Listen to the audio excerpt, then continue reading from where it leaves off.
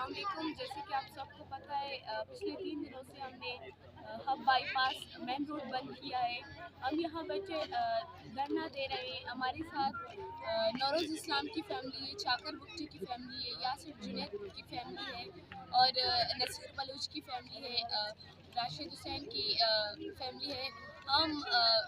हमारा मेन मकसद यही है कि हमारे लोग बाजियाब हो, क्योंकि हमने पिछले दफ़ा हमने प्रेस क्लब के सामने भूख हड़ताली कैंप लगाई थी। वहाँ से हमने रियासत को अल्टीमेटम दिया 10 दिन का, मगर हमें रिस्पॉन्स नहीं दिया गया। तब हम मजबूरन रोड बंद करके यहाँ बैठे हैं।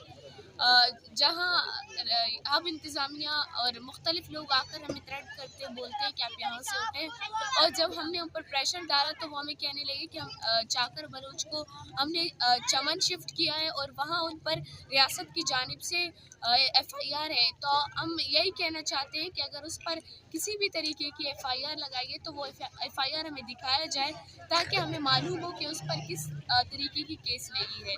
और अब तक किसी भी इदारे की जानिब से हमें रिस्पॉन्स नहीं दिया गया। हम तब तक यहाँ बैठे रहेंगे जब तक इन लवाकिन को यकीन दहानी नहीं कराई जाएगी, इन लवाकिन के लोग नहीं सामने लाया जाएगा ये लवाकिन बैठने के।